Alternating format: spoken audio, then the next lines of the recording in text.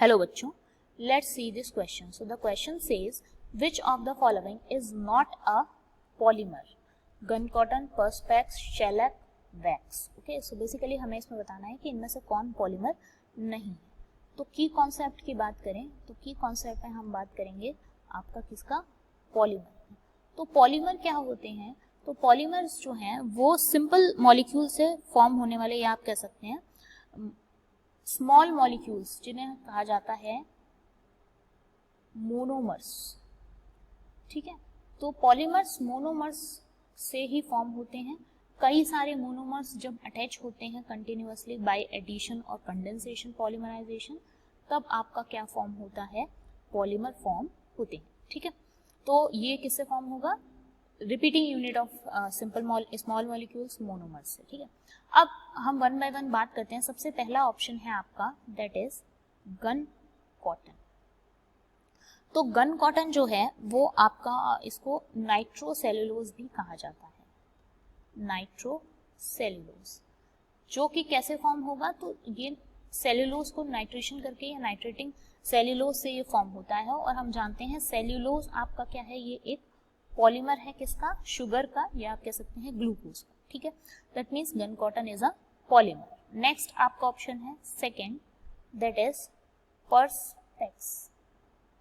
तो पर्सपेक्स की अगर हम बात करें तो ये एक सॉलिड ट्रांसपेरेंट प्लास्टिक होती है. It is actually solid transparent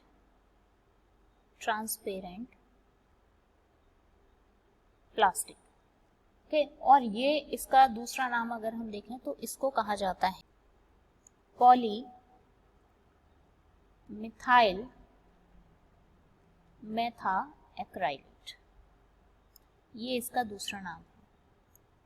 अब तो यहां आप देख रहे हैं पॉली वर्ड लगा हुआ है, दैट मीन्स इसका जो मोनोमर है वो क्या है, ये इसका मोनोमर होता है मिथाइल मेथा एक्राइलेट. ठीक है, ये इसका क्या है, monomer. Right, so basically Perspex भी आपका क्या है, एक पॉलीमर है, और इसका मोनोमर आपको क्या गिवन है, that is methyl methacrylate. Next हम बात करते हैं शेलैक. थर्ड आपका है, थर्ड वन इज शेलैक. तो शेलैक जो है ये आपका एक टाइप का रेजिन है. ठीक है, जो फीमेल लेग बग से फॉर्म होता है.